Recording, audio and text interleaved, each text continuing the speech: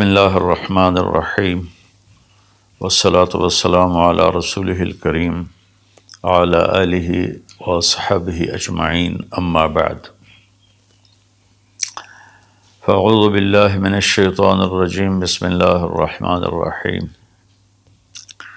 شہر رمضان الذی انزل فیہ القرآن وقال تعالی یا ایھا الذین آمنوا کتب علیکم الصیام کما کتب علی الذین من قبلکم لعلکم تتقون وقال النبی صلی اللہ علیہ وسلم من قام رمضان ایمانا واحتسابا غفر له ما تقدم من ذنبه وقال النبی صلی اللہ علیہ وسلم من صام رمضان غفر له ما تقدم من ذنبه او کما قال۔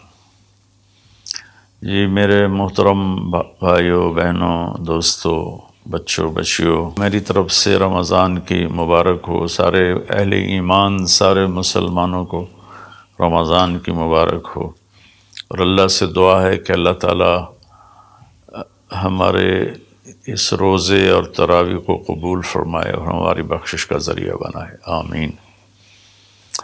کئی سالوں سے یہ معمول چل رہا ہے کہ رمضان میں قرآن کا کچھ خلاصہ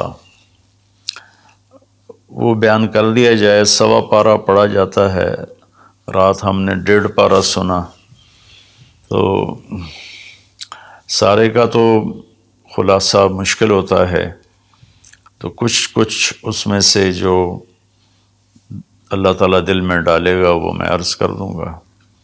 سب سے پہلی بات یہ ہے کہ یہ قرآن کیا ہے، یہ کتاب کیا ہے؟ تو اللہ تعالیٰ یہ کس نے اتاری ہے، اس کا مقصد کیا ہے؟ تو قرآن کا تعارف قرآن کی زبان سے، کہ قرآن خود اپنے بارے میں کیا کہتا ہے۔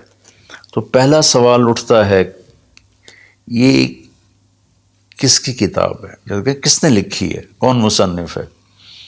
تو اللہ تعالیٰ فرماتے ہیں سورہ شعراء میں وَإِنَّهُ لَتَنزِيلُ رَبِّ الْعَالَمِينَ، یہ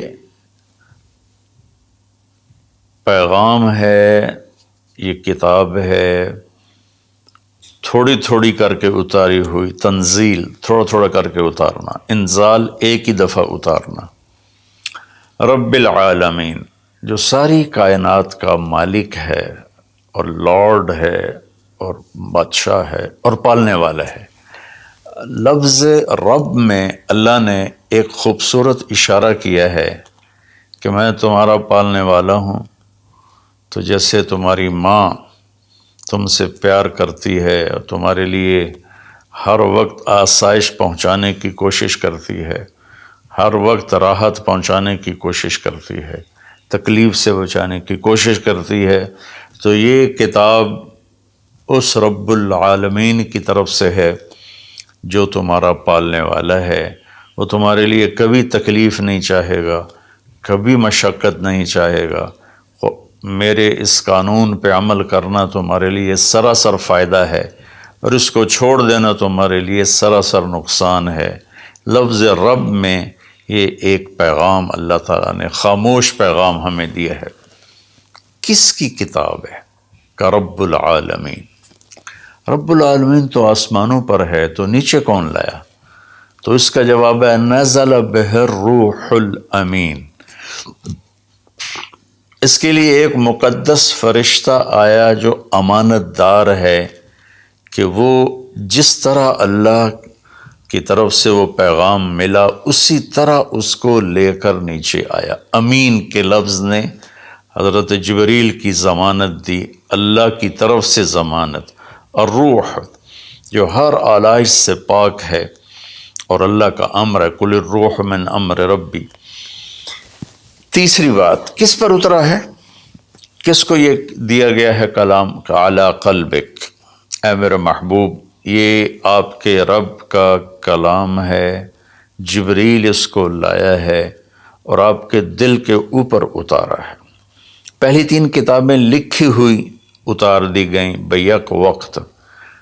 اس سے پہلے چھوٹی چھوٹی کتابیں جو آئیں ابراہیم علیہ السلام پر یا دوسرے انبیاء پر، ادریس علیہ السلام پر، وہ بھی لکھی ہوئی، یہ لکھا ہوا نہیں آیا، یہ ڈائریکٹ اللہ پاک کی زبان سے نکلا اور جبریل نے اس کو لیا اور اللہ کے نبی کے دل پر اتار دیا۔ اچھا، کس لیے آیا ہے؟ لِتَكُونَ مِنَ الْمُنذِرِينَ، یہ اس لیے آیا ہے کہ میرے محبوب آپ دنیا والوں کو بتا دیں کہ اچھائی کا انجام کیا ہے اور برائی کا انجام کیا ہے، اور اس کا نتیجہ ایک دن ظاہر ہونے والا ہے جو آخر بعد میں آئے گا، تو اس کے لیے تیاری کرو۔ منذرین صرف ڈرانے والے کو نہیں کہتے، جو پیار محبت سے کسی کو برائی کا انجام سمجھا رہا ہو، جیسے باپ کہتا ہے بیٹا یہ تو جوا نہ کھیلا کر، تو شراب نہ پیا کر، یہ تیرا نقصان ہو جائے گا، تیرا دین بھی جائے گا، تیری دنیا بھی جائے گی، اس کے سمجھانے میں ایک محبت ہوتی ہے، شدت اور سختی نہیں ہوتی۔ کس زبان میں آیا ہے؟ بلسان عربی مبین، یہ خوبصورت صاف ستھری عربی زبان میں آیا ہے۔ کائنات کی یہ وہ زبان ہے جسے اللہ نے اپنے لیے چنا۔ اللہ کا کلام عربی، میرے رسول عربی، میرے رسول کی زبان عربی، اور اہل جنت کی زبان بھی عربی۔ اللہ نے اس کو پسند کیا۔ یہ عجیب و غریب کلام ہے اور عجیب و غریب یہ لینگویج ہے۔ کسی زبان کے الفاظ کا وہ حرف کا معنی نہیں ہوتا۔ عربی زبان وہ ہے جس کے ہر حرف کا معنی ہے، الف سے لے کر یا تک ہر حرف کا معنی ہے۔ یہ عربی زبان میں آیا ہے۔ اس میں ایک یہ اشارہ بھی ہے کہ اللہ تعالیٰ عربوں سے کہہ رہا ہے کہ تمہاری زبان میں بھیجا ہے، اس کو سمجھنے کے لیے تمہیں تو کوئی مشکل نہیں ہے، اور دوسرا ہماری طرف بھی اشارہ ہے کہ تم کسی بھی زبان سے تعلق رکھتے ہو تو کوشش کرو عربی سیکھو تاکہ اللہ کے قرآن کو تم، پیغام کو تم سمجھ سکو۔ یہ مختصر سا تعارف ہے کہ قرآن کس کا کلام ہے؟ اللہ کا۔ کون لایا؟ جبریل۔ کن کے پاس لایا؟ ہمارے نبی پاک صلی اللہ علیہ وسلم۔ کس لیے لایا؟ کہ ہمیں زندگی کا انجام سمجھایا جا سکے کہ انسان ایک ایسی مخلوق ہے جو ماں کے پیٹ سے بالکل جاہل پیدا ہوتا ہے، اور اس کے مقابلے میں ماں انڈے سے نکلنے والا ہو یا ماں کے پیٹ سے نکلنے والا جانور اور کیڑے مکوڑے، یہ چونٹی کتنی چھوٹی ہوتی ہے اور انڈا کتنا چھوٹا ہوگا، تو اس سے نکل کر وہ اندھیرے میں ہوتی ہے، اور اس سے زندگی گزارنے کا پورا طریقہ معلوم ہوتا ہے کہ میرے لیے ٹھیک کیا ہے، غلط کیا ہے، صحیح کیا ہے، غلط کیا ہے۔ انسان پیدا ہوتا ہے، واللہ اخرجکم من بطون امہاتکم لا تعلمون شیئا، میرے بندو اللہ نے تمہیں ماں کے پیٹ سے نکالا، تم کچھ بھی نہیں جانتے تھے، تو ہمیں باہر سے علم لینا ہوتا ہے، اور باقی کسی مخلوق کا امتحان نہیں۔ میرا اور آپ کا امتحان ہے کہ اللہ فہدیناہ النجدین، یہ دو راستے ہیں، یہ سیدھا ہے، یہ غلط ہے۔ قرآن سیدھا راستہ بتاتا ہے، ان ھذا القرآن یہدی للتی ہی اقوم، قرآن تمہیں سیدھا راستہ بتاتا ہے۔ اور شیطان کیا کرتا ہے؟ وہ ہمیں غلط راستہ بتاتا ہے، وہ ہمیں یجادلوکم وَإِنَّ الشَّيَاطِينَ لَيُوحُونَ إِلَىٰ أَوْلِيَائِهِمْ، کہ یہ شیطان کی بھی وحی چلتی ہے جو اس لیے ہوتی ہے کہ لِتَكُونُوا مِنْ أَصْحَابِ السَّعِيرِ، کہ تم جہنم میں جا کے گر جاؤ، چلے جاؤ۔ تو اس لیے اس قرآن کا سیکھنا، چلو ہم عربی تو نہیں سیکھ سکتے ہیں، عمر کا ایک ایسا حصہ، لیکن اس کا ترجمہ پڑھ سکتے ہیں۔ ہر مکتب فکر کے علماء نے ترجمہ کیا ہوا ہے، تو وہ ترجمہ تھوڑا تھوڑا پڑھیں تو انشاءاللہ ہمیں پتہ چلے گا کہ اللہ ہم سے کیا کہتے ہیں۔ پھر اس قرآن کا مقصود کیا ہے؟ وہ ہدایت ہے۔ الف لام میم ذالک الکتاب لا ریب فیہ ہدن للمتقین، یہ کتاب کی پہلے اللہ نے ضمانت دی کہ یہ ہر شک و شبہ سے بالا تر کتاب ہے، دنیا میں کوئی یہ دعویٰ نہیں کر سکتا، نہ بولنے والا نہ لکھنے والا۔ انبیاء کے سوا بڑے سے بڑا علامہ ہو بولنے میں خطا کھائے گا، بڑے سے بڑا علامہ ہو لکھنے میں خطا کھائے گا، صرف میرے رب کا انبیاء اور میرے رب کا کلام ہر خطا سے پاک ہے۔ تو یہ کس لیے ہے؟ ہدن للمتقین، یہ ہدایت ہے۔ ہدا یہ جو کہ عربی زبان ان کی تھی، تو اللہ تعالیٰ نے انہی کی، سبحان اللہ، انہی کے استعمال کے مطابق جب قرآن کو اتارا تو وہ ہل کے رہ گئے۔ ہدا ویسے تو کہ سیدھا راستہ، لیکن ہدا اس چٹان کو کہتے ہیں جو سمندر میں ابھری ہوئی ہو، پانی سے باہر نکلی ہوئی۔ سمندر کے اندر بے شمار پہاڑ ہیں جو ہمارے زمینی پہاڑوں سے زیادہ ہیں، تو کہیں کہیں وہ اوپر نکل آتے ہیں، اور ان پر جب سورج کی چمک پڑتی ہے تو وہ چوٹیاں روشن ہو جاتی ہیں۔ اس روشن چوٹی کو عرب جب سفر کرتے تھے یا دوسرے بھی جب بحری سفر کرتے تھے تو ان کو نشانی بناتے تھے کہ یہ پہاڑ کی چوٹی فلاں جگہ کا پتہ بتاتی ہے، یا سمجھیے جدہ کا پتہ بتاتی ہے، یہ یمبو کا پتہ بتاتی ہے، یہ خلیج عقبہ کا پتہ بتاتی ہے۔ ایک مثال دے رہا ہوں۔ تو ہدا اس پہاڑ کی چوٹی کو کہتے ہیں جس کو دیکھ کر بحری جہاز اپنی سمت اور راستے کو صحیح کرتے تھے اور منزل تک پہنچتے تھے۔ تو اللہ نے اس کتاب کو ہدا فرمایا ہے کہ انسانی سمندر میں، انسانی زندگی کی کشتی کے لیے، میں پھر دہراتا ہوں، انسانیت کے سمندر میں انسانی زندگی کی کشتی کے لیے یہ جو قرآن ہے، یہ وہ چوٹی ہے پہاڑ کی جس سے تم راستہ پاتے ہو اور جس سے تم اپنی منزل تک پہنچتے ہو۔ ایک مقصد تو اس کا یہ ہے کہ مجھے کیا کرنا ہے قرآن بتائے گا، کیا نہیں کرنا قرآن بتائے گا۔ جو کہا گیا وہ کر لو، جس سے روکا ہے وہ چھوڑ دو۔ دوسرا، قرآن کا مقصود کیا ہے؟ ھذا بلاغ للناس، یہ پیغام ہے لوگوں کو پہنچانے کے لیے، جس کو امت آج بھلا چکی ہے۔ مدت ہوئی صیاد نے چھوڑا بھی تو کیا، تاب پرواز نہیں راہ چمن یاد نہیں۔ مدت ہوئی، پرندہ پنجرے میں بند تھا، جب شکاری نے اس کو کھولا پنجرے کا دروازہ اور کہا کہ جاؤ آزاد ہو، تو وہ کہتا ہے تاب پرواز نہیں، میں اڑ نہیں سکتا، تم بہت چھوٹی عمر میں مجھے پکڑ کے لائے تھے میرے گھونسلے سے، راہ چمن یاد نہیں، اور مجھے راستہ بھی معلوم نہیں کہ میرا گھونسلہ کس چمن میں تھا، کس درخت پہ تھا، کس شاخ پہ تھا، میں کچھ نہیں کر سکتا۔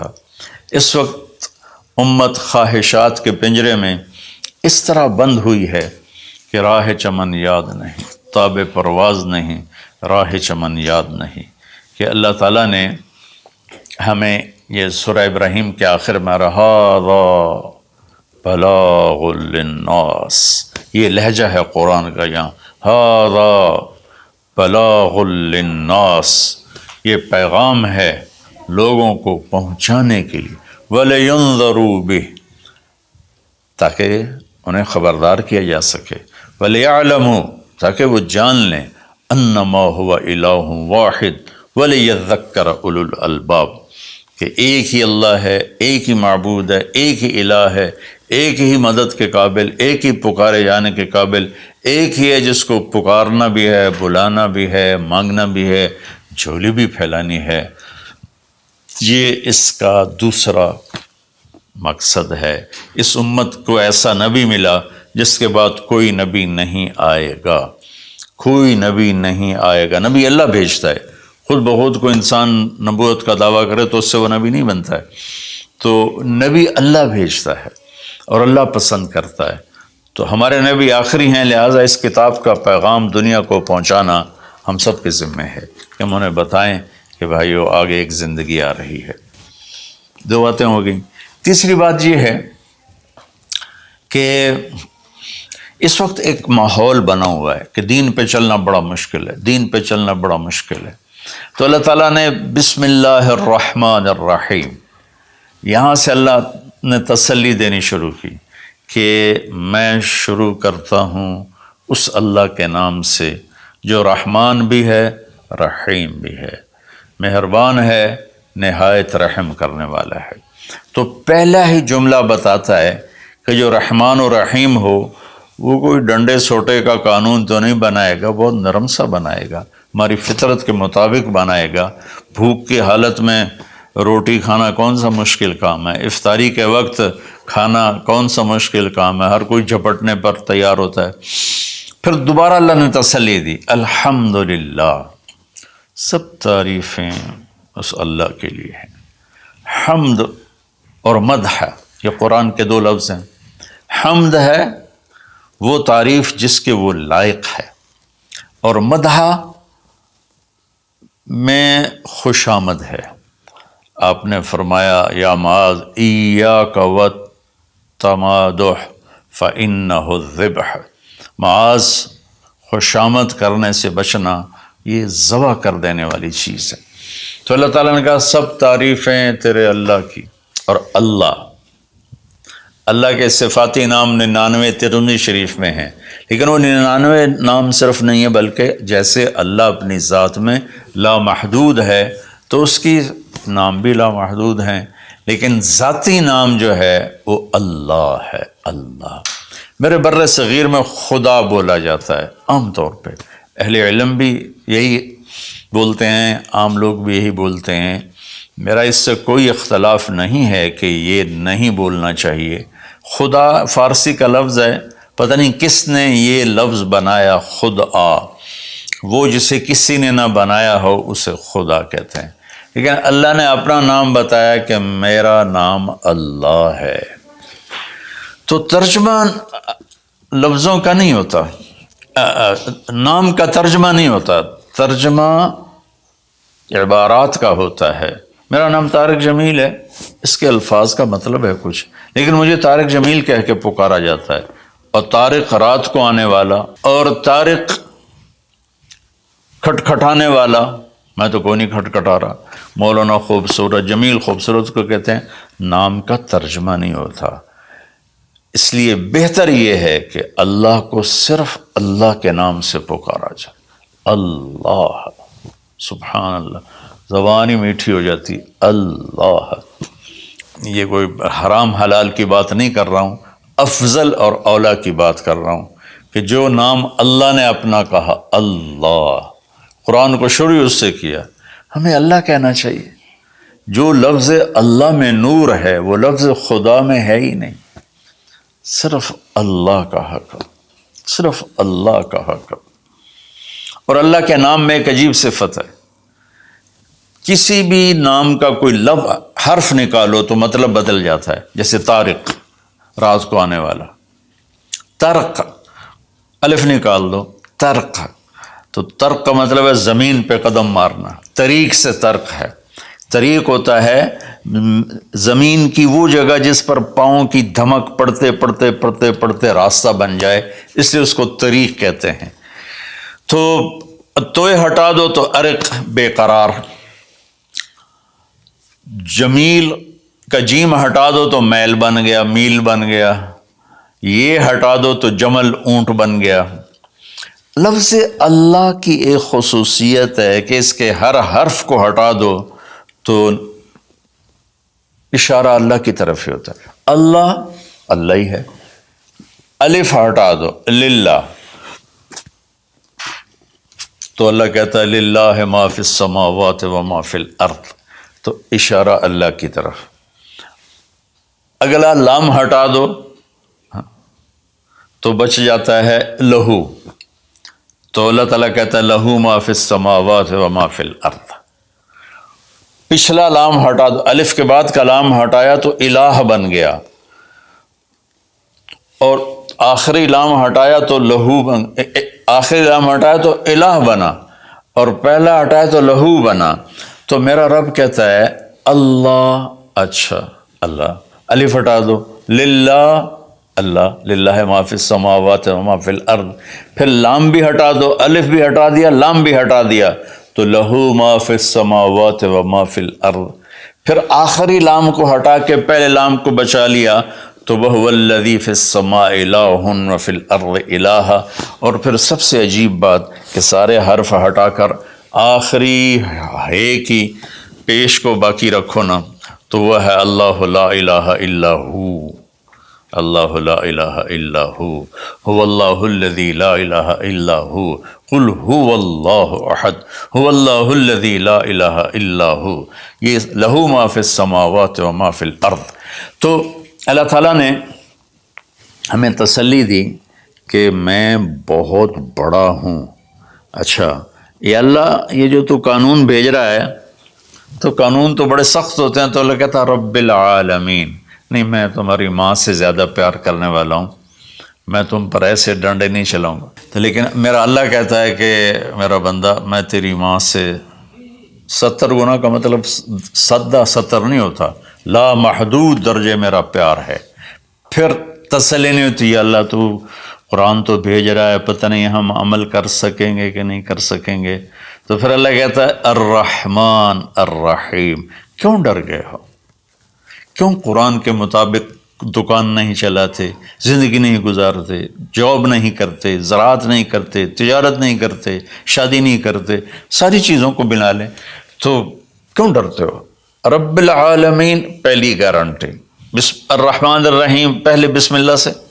پھر دوسری گارنٹی اللہ، کہ میں اللہ ہوں، نفع نقصان کا مالک ہوں. پھر رب العالمین، تم پر مہربان ہوں، تمہارا پالنے والا ہوں. پھر الرحمن الرحیم کی دوبارہ تکرار ہے. کیوں ڈرتے ہو؟ رحمان بھی ہوں، رحیم بھی ہوں. اب اللہ نے جزا سزا کا بھی ایک رکھا نا، کہ بہت سے لوگ ہیں جو محبت کی بات جتنی بھی کرو وہ الٹا ہی سوچتے ہیں، تو اس کو دھمکانے کے لیے مالک یوم الدین. پھر یہ بھی یاد رکھنا کہ میرے پاس جزا سزا کا بھی نظام ہے. اس کو اللہ تعالیٰ اتنے خوبصورت انداز میں بیان کرتا ہے کہ ہم تو چونکہ عرب نہیں ہیں، لیکن عربی کچھ پڑھی تھوڑی بہت، اللہ نے اس کا ذوق بھی دیا. تو ابھی ساری بات ہو رہی کہ وہ ایسا ہے، وہ ایسا ہے، وہ ایسا ہے، لیکن آگے ہے ایاک نعبد و ایاک نستعین. یا اللہ تیری ہی بندگی کرتے ہیں، تجھی سے مدد مانگتے ہیں. تو ایک دم جیسے اللہ سامنے آ گیا ہو، الحمدللہ رب العالمین الرحمن الرحیم. ان الفاظ نے اس طرح کر دیا جیسے اللہ میرے سامنے آ گیا ہے، جیسے کأنک تراہ، جیسے اللہ میرے سامنے آ گیا تو میں کہتا ہوں ایاک نعبد، یا اللہ میں تو تیری ہی بندگی کرتا ہوں، و ایاک نستعین، یا اللہ میں صرف تجھے پکارتا ہوں مدد کے لیے، میں کسی اور کو نہیں پکارتا. میرے نبی نے حضرت عبداللہ بن عباس سے فرمایا وَإِذَا سَأَلْتَ فَاسْأَلِ اللَّهِ وَإِذَا اسْتَعَنْتَ فَاسْتَعِنْ بِاللَّهِ، کہ اے بچے، اے میرے یا غلام، اے میرے پیارے چچا زاد بھائی، تو ایسا جب تجھے پکارنا ہو تو اللہ کو پکارنا. مدد کے لیے صرف اللہ ہے جو آتا ہے، اللہ کے سوا کوئی مدد نہیں کر سکتا. یہ اسباب کی دنیا ہے، ایک دوسرے سے مدد لینا. تو میرے نبی نے قرضے اٹھائے، میرے نبی نے زرہ پہنی، میرے نبی نے تلوار اٹھائی، لیکن وہ کام جو براہ راست اللہ کے ہاتھ میں ہے، ان میں صرف اللہ کو پکارا جاتا ہے، ان میں صرف اللہ کو پکارا جاتا ہے. ایاک نعبد و ایاک نستعین. علماء فرماتے ہیں ساری آسمانی کتابوں کا خلاصہ قرآن ہے، اور قرآن کا خلاصہ سورۃ فاتحہ ہے، اور سورۃ فاتحہ کا خلاصہ ایاک نعبد و ایاک نستعین ہے. اے میرے اللہ، یا اللہ، یہ صرف اللہ کے ساتھ ہے اور کسی کے ساتھ نہیں ہے. تو پھر اللہ تبارک و تعالیٰ، چونکہ میں نے پہلے شروع میں کہا تھا کہ ہم زندگی گزارنے کا طریقہ نہیں جانتے، تو اللہ نے ہم سے یہ دعا ہم پہ فرض کر دی کہ تم نے یہ مانگنا ہے، جو کہ تم اندھے ہو، جاہل ہو، کہو اہدنا، کتنی ضروری ہے. اللہ کہتا ہے روٹی مانگو، پانی مانگو، بیوی مانگو، بچے مانگو، جی کپڑے مانگو، زمین مانگو، جائیداد مانگو، صحت مانگو، عزت مانگو، سب کچھ مانگو. لیکن ایک چیز اللہ نے فرض کر دی کہ میرے بندے اگر تو ہدایت کے بغیر مر گیا تو برباد ہو جائے گا، لہذا تم پہ واجب کرتا ہوں، فرض کرتا ہوں کہ اہدنا الصراط المستقیم. اہدنا پہلے میں بتا چکا ہوں کہ ہدا، یا اللہ وہ چٹان دکھا دے جس کو دیکھ کر میری زندگی کی راہیں صحیح جگہ تک مجھے پہنچائیں. ہدا، عرب اس کو سن کے ہل گئے تھے کہ وہ محاورہ سمجھتے تھے، ہم محاورہ نہیں سمجھتے، لیکن عرب کیوں ہل گئے تھے؟ کہتے کیا کمال ہے یار، یہ کیا آدمی کہاں سے بولتا ہے، کیا بولتا ہے. وہ تو ابو جہل سے پوچھا اخنس ابن شریک نے، سچ سچ بتا محمد جھوٹے ہیں کہ سچے ہیں؟ کہنے لگا اللہ کی قسم سچے ہیں، پر نہیں مانوں گا، میں بنو ہاشم سے مقابلہ کروں گا، نہیں مانوں گا، سچے ہیں. تو اہدنا، یا اللہ وہ چٹان دکھا، وہ کیا، وہ قرآن ہے جس کو دیکھ کر میں تجھ تک پہنچ جاؤں. صراط، سیدھے راستے کو کہتے ہیں. صراط جس پر کسی قسم کا کوئی کھڈا نہ ہو، جیسے موٹر وے. اب موٹر وے بنائے تو ہم لوگ اپنے گاؤں سے، ابھی میں گاؤں سے ہی بات کر رہا ہوں، ملتان کے لیے جانا ہو، لاہور، اسلام آباد، فیصل آباد، موٹر وے سے جاتے ہیں. صراط موٹر وے کو کہتے ہیں. المستقیم جس میں وہ نہ ہو، زیادہ موڑ نہ ہو بلکہ سیدھا ہو. الذین انعمت علیہم، نعم اس بوٹی کو کہتے ہیں جو سردی گرمی میں خشک نہیں ہوتی، سدا بہار سرسبز ہوتی ہے. تو نعمتاً، یا اللہ وہ راستہ دے جس میں ہر چیز ملتی ہو، سبزہ بھی ہو، خوشیاں بھی ہوں، اور اس کے راستے میں کوئی سروس اسٹیشن بھی ہو، اور کھانے پینے کا سامان بھی ہو، کوئی بوفے بھی ہو، اور کوئی جو پیٹرول اسٹیشن بھی ہو. آج کی زبان میں کہہ رہا ہوں، یا اللہ وہ راستہ دے جو آباد ہو، جو سرسبز ہو. نعم کے اندر یہ معنی موجود ہے. غیر المغضوب علیہم ولا الضالین، پھر کہا آمین، زور سے کہو آمین. تو میرے رب نے فرمایا کہ یہ مانگو کہ مجھے سیدھی راہ دکھا. تو میرے بھائی بہنوں، حضرت علی رضی اللہ تعالیٰ عنہ علیہ السلام کا فرمان ہے کہ اگر میں سورۃ فاتحہ کی تفسیر کروں تو 70 اونٹوں پہ لا دی جائے گی. 7 آیات ہیں تو ہر آیت کے لیے 10 اونٹ. اور ایک دفعہ فرمایا کہ عشاء کی نماز پڑھ کے بیٹھے اور فرمایا کہ میں تمہیں بسم اللہ الرحمن الرحیم کی تشریح کر کے بتاتا ہوں، اس کا مطلب بتاتا ہوں.